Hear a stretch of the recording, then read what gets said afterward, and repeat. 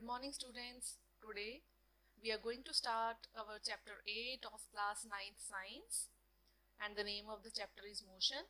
As we have already done part 1 of this chapter motion, so today we are going to start part 2 of motion. So in the part 2 we will discuss these topics. First is speed, velocity, then acceleration, graphs and their types, and the last one is circular motion. So let us discuss these topics one by one. First is speed. What is speed? Speed of a body is the distance traveled by the body in unit time. तो speed क्या है? कोई object कितना distance travel कर रहा है एक unit time में. So that is called speed. कि एक टाइम में कोई ऑब्जेक्ट कितना डिस्टेंस ट्रेवल कर रहा है, that is called speed. So we can write speed is equal to distance upon time. If a body travels a distance s in time t, then its speed v is given by v is equal to s upon t. तो हम इस फॉर्मूले को इस expression में भी लिख सकते हैं, v is equal to s upon t, जहाँ पे v स्मॉल v हमारे पास स्पीड है, s जो है स्मॉल s हमारे पास डिस्टेंस है, और small t is time taken. Now the SI unit of speed is metre per second, क्योंकि डिस्टेंस की यूनिट मीटर होते हैं, टाइम की यूनिट सेकेंड है. सो क्योंकि स्पीड है डिस्टेंस अपॉन टाइम, तो इसके यूनिट्स भी क्या आएंगे? Metre per second. Since speed has only magnitude, therefore it is a scalar quantity. क्योंकि स्पीड हमें सिर्फ मैग्नीट्यूड बताती है कि एक टाइम पे कितना डिस्टेंस ट्रेवल किया है. सपोज हमने 50 किलोमीटर डिस्टेंस ट्रेवल किया 5 मिनट्स में, तो only it is telling us the magnitude. So that's why it is a scalar quantity. As we have already discussed in the part 1, what are scalar and vector quantities. So scalar quantities which are telling us only magnitude but no direction. So speed is giving us only magnitude, that's why it is a scalar quantity. Now the next one is velocity. Now if the rate of motion of a body is more meaningful if we specify its direction of motion along with speed. कहते हैं किसी object की motion को अगर आपने और meaningful बनाना है, तो अगर हम डायरेक्शन बता दें कि वो उस डायरेक्शन, उस पर्टिकुलर डायरेक्शन में इतना डिस्टेंस ट्रेवल कर रहा है इतने टाइम में, तो वो इन्फॉर्मेशन और मीनिंगफुल बन जाएगी, राइट. सपोज आपने कोई स्पेस बताने, you are telling someone about your house that your house is 5 kilometres from your school. अब अगर आप कह दो कि हमारा जो स्कूल है that is 5 kilometre from my house and it takes 5 minutes to reach from one place to another. अगर आप साथ में उसको डायरेक्शन भी बता दोगे तो for that person it will be easy, उस दूसरे पर्सन के लिए इजी हो जाएगा. तो आपने उसको डायरेक्शन भी बता दी, डिस्टेंस भी बता दिया, और कितना टाइम लगेगा ये भी बता दिया. So velocity is the speed with direction. So the quantity which specifies both direction of motion and speed is called velocity. So velocity एक ऐसी quantity है जो हमें direction भी बताती है और speed भी बताती है. So that's why it is velocity. So velocity of a substance is the displacement of the body per unit time. तो हम velocity को वैसे भी कह सकते हैं displacement per unit time. तो इसको हम ऐसे लिख सकते हैं velocity is equal to displacement upon time taken. Since velocity has both magnitude and direction, therefore it is a vector quantity. Vector quantities वो होती हैं जो हमें magnitude भी बताती हैं और direction भी. क्योंकि velocity हमें magnitude भी बता रही है और direction भी बता रही है, that's why velocity is a vector quantity. The SI unit of velocity is meter per second. जैसे speed की है SI unit meter per second, वैसे same velocity के भी SI unit क्या है? meter per second. So let us see an example. और clearly अगर आपने देखना है कि स्पीड और वेलोसिटी में क्या डिफरेंस है, let us see an example. Suppose see this is an example of a car. So speed is simply how fast you are travelling. तो स्पीड को अगर हम सिंपल वर्ड्स में बोले तो स्पीड क्या है कि आपकी कार कितनी फास्ट जा रही है. This car in the first car is travelling at a speed of 20 metre per second. तो फर्स्ट में हमें बताया गया कि आपकी जो कार है वो 20 मीटर पर सेकेंड, कि एक सेकेंड में वो 20 मीटर डिस्टेंस ट्रेवल कर रही है. But in the second, velocity means speed in a given direction. तो velocity means कि speed भी बता रही है और कौन सी direction में जा रहा है ये भी बता रही है. So in the second car, this car is traveling at a velocity of 20 meter per second east. So this is velocity. जिसमें हमें direction भी बता दी कि हमारी जो कार है वो 1 second में 20 meter distance travel कर रही है, कौन सी direction में? East में. So that's why it is velocity. So I think you are more clear with this example. इस example से आपको बहुत clear हो गया होगा कि what is the difference between speed and velocity. चलो आगे चलते हैं. हमारा next है acceleration. Now what is acceleration? the quantity which specifies changes in velocity is acceleration. तो वो क्वांटिटी जो कि हमारी वेलोसिटी में जो चेंजेस आते हैं उसको स्पेसिफाई करती है, that is called acceleration.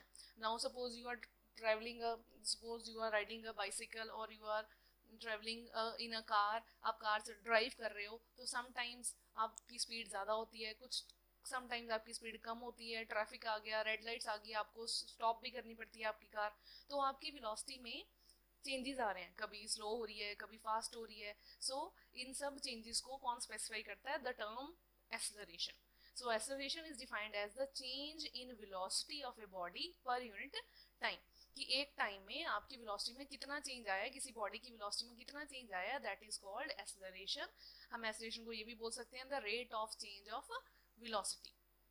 So acceleration का फॉर्मूला बन सकता है change in velocity upon time. If the velocity of the body changes from initial value u to final value v in time t, then acceleration a is written as a is equal to v minus u upon t. कहते हैं अगर आपकी initial value u है, means initial velocity जिस speed के साथ आपने start की थी आपकी कार, सपोज इनिशियल आपकी u है, उसके बाद कुछ टाइम बाद आपने अपनी वेलोसिटी चेंज कर ली, तो फाइनल वेलोसिटी क्या बन गई? v. So u is the starting velocity, means initial value भी बोलते हैं u को, starting value, initial value, और v होती है final velocity या फिर final value, and small t is time taken, and a किस लिए होता है? Acceleration. So acceleration का formula हो गया a is equal to v minus u upon t. Acceleration क्या होता है? Change in velocity per unit time. And the SI unit of acceleration is meter per second square. और acceleration के जो SI unit है वो क्या होते हैं? Metre per second square. So let us see an example of an acceleration. See in this example, in the first row it is given I am accelerating because I am speeding up. First में आप देख रहे हो कि that figure is running very fast and it is saying that I am accelerating. whenever you are running, अगर हम तेज भाग रहे हैं, स्पीड अप के साथ अपनी स्पीड बढ़ा के भाग रहे हैं, इट मींस एक्सेलरेशन. पहले शुरू किया, स्लो से शुरू किया उसने, देखो आप फर्स्ट रो में आपको दिख रही है फिगर, पहले धीरे धीरे भागना शुरू किया, फिर और स्पीड बढ़ गई, फिर और स्पीड बढ़ गई, फिर एकदम से इतनी ज़्यादा स्पीड अप होगी. तो it means this figure is accelerating. Means अगर आपकी स्पीड बढ़ रही है, it means you are accelerating. Next figure में देखो, आई एम, सेकेंड रो में लिखा हुआ है आई am accelerating because I M slowing down. पहले क्या हो रहा है? बहुत स्पीड के साथ आ रहे हैं, एकदम धीरे धीरे धीरे धीरे उसने आपको अपने आप को स्टॉप कर लिया. सो इट मीन्स उसकी स्पीड वेलोसिटी जो है वो डिक्रीज हो रही है. पहले बहुत ज़्यादा थी, इनिशियल वेलोसिटी बहुत ज़्यादा थी, धीरे धीरे धीरे क्या हुआ? वो फाइनल वेलोसिटी बिल्कुल जीरो होगी, स्टॉप हो गया. तो इस केस में भी क्या होगा? This is also an example of acceleration. जब आपकी वेलोसिटी स्लो डाउन हो रही है, this is also an example of acceleration. उसके बाद लास्ट थर्ड रो है, उसमें आप देख रहे हो एक हनी बी है which is moving here and there, circular rounds accelerate कर रही है. तो it is also saying I am accelerating because I am changing direction. क्योंकि ये direction change कर रही है, it means ये भी क्या कर रही है? Accelerate कर रही है. So in simple words we can, this example wants to show, इस example सिर्फ हमें ये बताना चाह रही है कि acceleration क्या होती है? Change in velocity पर यूनिट टाइम. एक टाइम में आप अपनी वेलोसिटी में कितना चेंज ला रहे हो, कैसे चेंज करो वो. अब वो चेंज कुछ भी हो सकता है, आपकी स्पीड इंक्रीज भी हो सकती है, आपकी स्पीड डिक्रीज भी हो सकती है, आपकी स्पीड जीरो भी हो सकती है, या फिर आप डायरेक्शन भी चेंज कर सकते हो. तो वो कोई भी चेंजेस हो सकते हैं. So acceleration means change in velocity पर unit time. So I hope this picture makes you clear about acceleration. तो चलो आगे बढ़ते हैं. नेक्स्ट है हमारा प्लॉटिंग पॉइंट्स. ग्राफ्स है हमारा नेक्स्ट टॉपिक, लेकिन ग्राफ पढ़ने से पहले हम देखते हैं कि पॉइंट्स कैसे प्लॉट करते हैं. As we have already done in maths में हम सब पढ़ते ही हैं ये कैसे ग्राफ में हमने पॉइंट्स प्लॉट करते हैं. तो चलो थोड़ा रिवाइज कर लेते हैं. We already know that how to plot points on a graph. हमें पता है कि ग्राफ में कैसे पॉइंट्स प्लॉट करने होते हैं. Suppose, so let's recall them. चलो रिवाइज करते हैं. Suppose I want to plot points 3,4 on a graph. Suppose मैंने 3,4 पॉइंट है मेरे पास, उसको ग्राफ पे प्लॉट करना है. तो कैसे प्लॉट करेंगे? It will be as follows. So points to plot 3, 4. तो 3 फर्स्ट क्या होता है हमारे पास? x, और सेकंड वाला क्या होता है? y. सो x से हम देखेंगे 3 और y से क्या देखेंगे? 4. जो दोनों का मीटिंग पॉइंट होएगा that will be the point 3,4. So ये हमारा, ये already we are doing in the maths, we have done. So this is the way to plot the points. So next is graphs and its types. अब हम पढ़ते हैं कि physics में motion में ये ग्राफ्स एंड इट टाइप्स क्या है. सबसे पहले what is a graph. A graph is a pictorial representation of observation. Graph क्या होता है? एक पिक्चर है, एक पिक्चर रिप्रेजेंटेशन है, पिक्टोरियल रिप्रेजेंटेशन ऑफ ऑब्जर्वेशन की जो चीज हम ऑब्जर्व कर रहे हैं उसको एक ग्राफ पे रिप्रेजेंट करना, ग्राफ पे शो करना. It consist of two variables. Graph plot करने के लिए हमेशा हमारे पास टू वेरिएबल्स होते हैं. एक होता है independent variable and other is dependent variable. Independent variable is taken along x axis. Independent variable जो होता है हमेशा एक्स एक्सिस के ऊपर लेना होता है, और जो डिपेंडेंट वेरिएबल होता है वो हमेशा हमने कहाँ पे लेना है? वाई एक्सिस पे. तो ये कुछ पॉइंट्स हैं जो आपको माइंड में रखनी है, बहुत इंपॉर्टेंट पॉइंट्स हैं. अगर ये नहीं याद रखोगे तो आपको ग्राफ्स नहीं समझ आएंगे. ठीक है, तो ये पॉइंट्स आपने अपने माइंड में रखने हैं. सो इंडिपेंडेंट वेरिएबल हमेशा कहाँ लेना है? एक्स एक्सिस पे. और डिपेंडेंट वेरिएबल हमेशा कहाँ पे होना चाहिए? वाई एक्सिस पे. So there are many types of graphs in physics. तो फिजिक्स में बहुत से ग्राफ्स हैं. Some of them are as follows. तो कुछ ग्राफ हम डिस्कस करते हैं इस चैप्टर में. कौन से हैं? First is distance time graph. Second is displacement time graph. Third is velocity time graph. And the fourth is acceleration time graph. अब ये सभी 4 ग्राफ्स वन वन करके डिस्कस करते हैं. So first is distance time graph. The change in the position of the body with time can be represented on a distance time graph.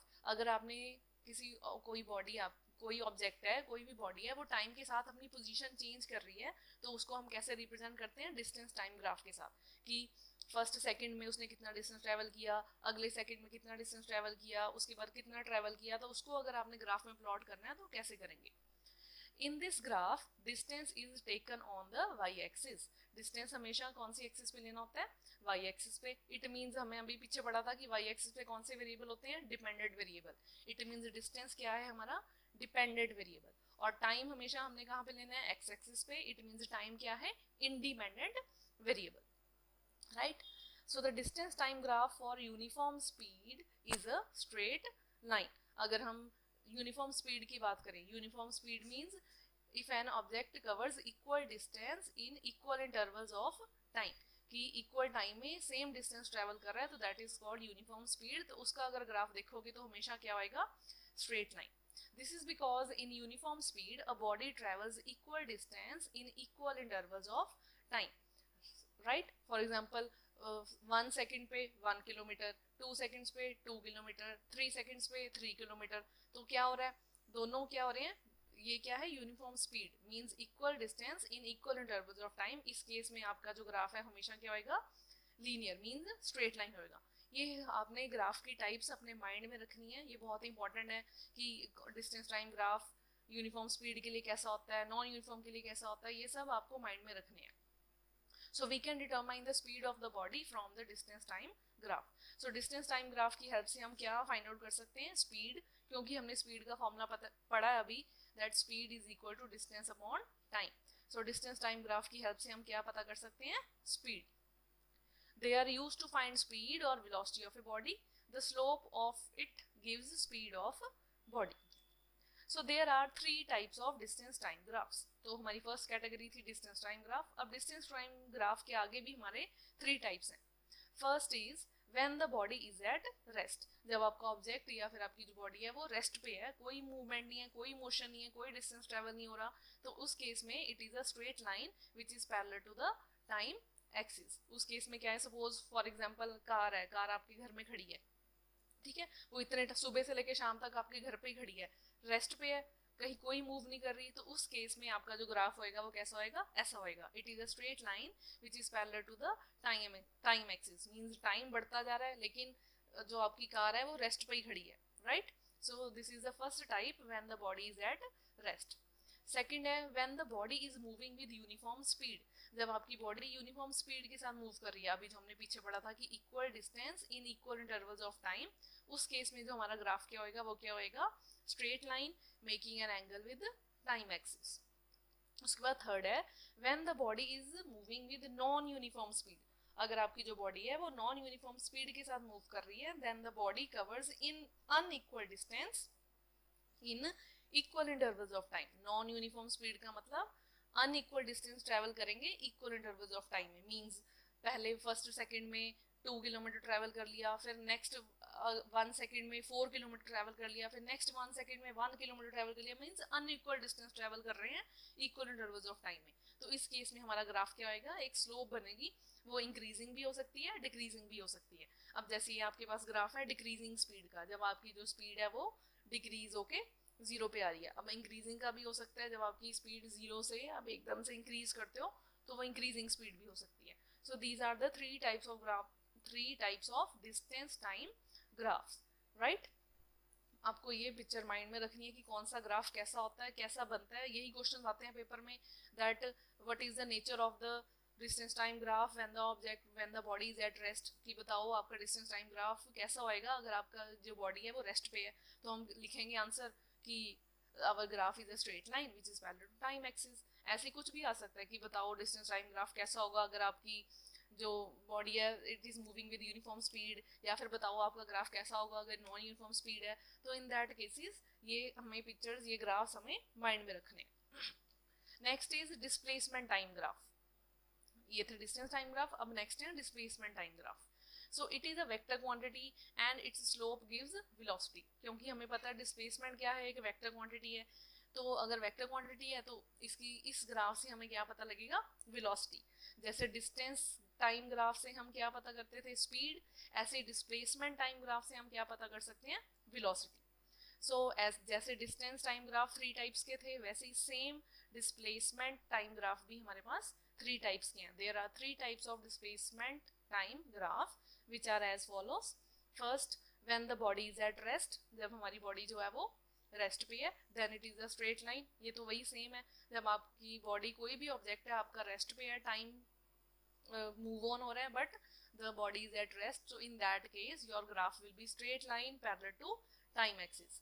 next है when the body is moving with the uniform speed। अगर हमारी जो body है वो या कोई object है वो यूनिफॉर्म स्पीड के साथ मूव कर रहा है, then the graph will be like this, it will make an angle with the x axis, right। ये शो किया हुआ है जैसे Q1 Q2, इस केस में 2 ऑब्जेक्ट शो किए हुए हैं, object A and object B, जिसमें A ऑब्जेक्ट की वेलोसिटी ज्यादा है और B ऑब्जेक्ट की वेलोसिटी कम है। इसीलिए जो A है वो x एक्सिस के साथ बड़ा एंगल बना रहा है, लेकिन जो B है वो उसके साथ छोटा एंगल बना रहा है, मींस Q1 एंगल बड़ा है, Q2 इज लेस। वैसे ही हमारे पास थर्ड केस है when the body is moving with non uniform velocity, right. तो उसमें हमारा ग्राफ ऐसे स्लोप बनेगा, दैट इज वेलोसिटी इंक्रीजेस। ये वेलोसिटी इंक्रीज का ग्राफ है। सेम ग्राफ है जैसे डिस्टेंस टाइम ग्राफ में हमने पढ़ा था, वैसे ही सेम यहाँ पे डिस्प्लेसमेंट टाइम ग्राफ है। एक्स एक्सिस पे हमने टाइम लेना है और वाई एक्सिस पे हमने अपना डिस्टेंस या डिस्प्लेसमेंट लेनी है। वही 3 केसेस है। पहला केस है जब ऑब्जेक्ट रेस्ट पे होएगा, दूसरा केस है जब यूनिफॉर्म स्पीड में होएगा, तो और तीसरा केस है when it is moving with non uniform velocity, right. चलो नेक्स्ट आगे चलते हैं। हमारा नेक्स्ट है वेलोसिटी टाइम ग्राफ। नेक्स्ट आगे हमारे velocity time graph. For a body moving in a straight line without changing its direction, velocity of a body becomes equal to its speed. कहते हैं अगर आपकी कोई बॉडी, कोई ऑब्जेक्ट स्ट्रेट लाइन में move कर रहा है, कोई डायरेक्शन में चेंज नहीं आ रहा, तो उस केस में जो आपकी वेलोसिटी और स्पीड है वो दोनों क्या होंगी, सेम होंगी। क्यों सेम होंगी, क्योंकि स्पीड क्या होता है, डिस्टेंस पर यूनिट टाइम, और वेलोसिटी क्या होता है, होता तो वही है डिस्टेंस पर यूनिट टाइम बट डायरेक्शन के साथ। अगर कोई ऑब्जेक्ट स्ट्रेट लाइन में ही मूव कर रहा है तो उसमें कोई डायरेक्शन तो है नहीं, कोई टर्न नहीं ले रहा, वो कुछ नहीं कर रहा, only it is moving in a straight line. तो उस केस में वेलोसिटी और स्पीड दोनों सेम होंगी। velocity and speed of a body becomes equal। So the slope of the velocity time graph gives acceleration of body।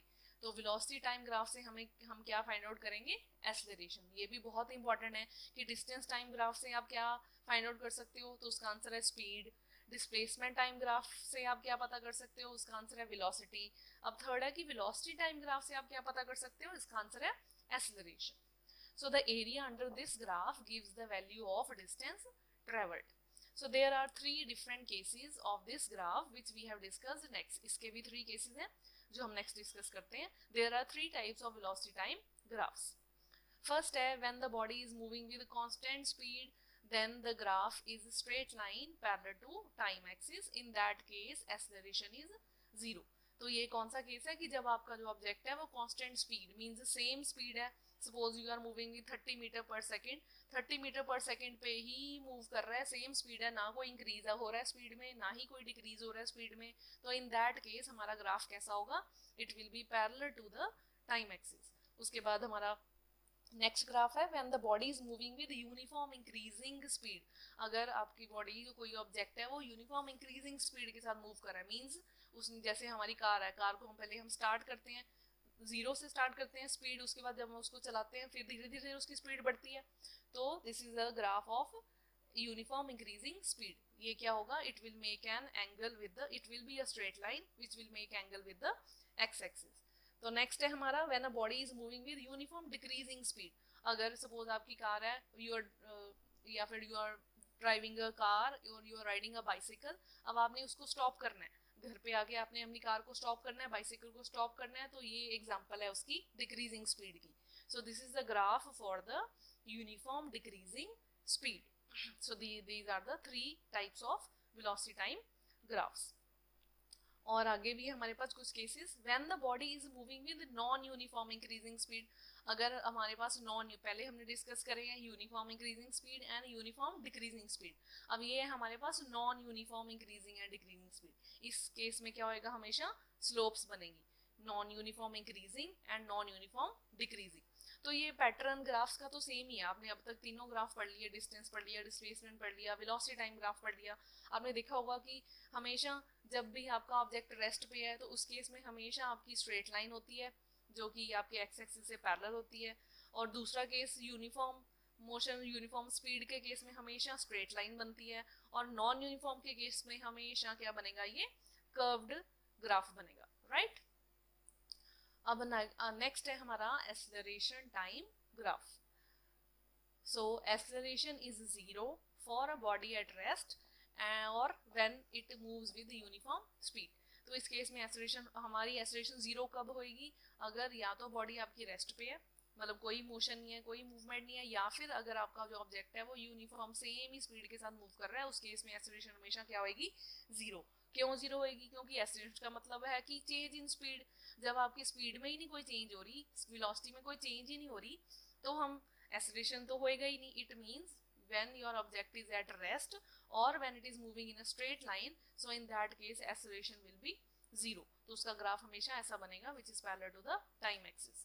उसके बाद next है in uniform acceleration the acceleration is constant and does not change and hence the graph is straight line parallel to the time axis। कि uniform acceleration में जब आपका object जो है वो स्ट्रेट लाइन में मूव कर रहा है, उस केस में एक्सेलरेशन हमेशा कांस्टेंट होएगी, कोई स्लोप नहीं, कोई कर्व नहीं, कुछ नहीं बनेगा, वो हमेशा। सो नेक्स्ट है हमारा equations of motion by graphical method, so which is very important. हमारे पास इस चैप्टर में 3 इक्वेशंस हैं जो कि हमने माइंड में रखनी है, जो कि बहुत इंपॉर्टेंट है हमारे न्यूमेरिकल पार्ट के लिए। So 3 equations we have to keep it in mind. So equations of motion by graphical method, जो हमने ग्राफ डिस्कस कर रहे हैं, उन ग्राफ से जो हमने 3 फॉर्मूलाज डिराइव कर रहे हैं, 3 इक्वेशंस डिराइव करी हैं। So these are the 3 equations. So the motion of a body moving with uniform acceleration can be described with the help of 3 equations। किसी बॉडी के मोशन की अगर आपने एक्सेलरेशन को डिस्क्राइब करना है तो हम ये 3 इक्वेशंस यूज करते हैं। So first is v is equal to u plus at, second is s is equal to ut plus half at square, third one is v square minus u square is equal to 2as।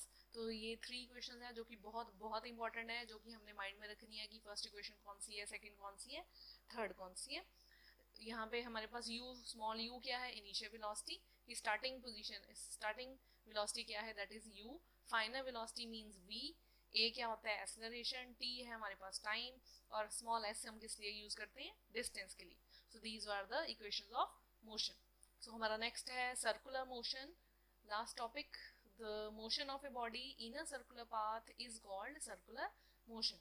किसी body के motion को जो कि circular path में move कर रहा है उसे क्या बोलते हैं, सर्कुलर मोशन। सो डेफिनेशन क्या है, if a body moves in a circular path with uniform speed, अगर कोई ऑब्जेक्ट सर्कुलर पाथ में मूव कर रहा है यूनिफॉर्म स्पीड के साथ, then its motion is called uniform circular motion.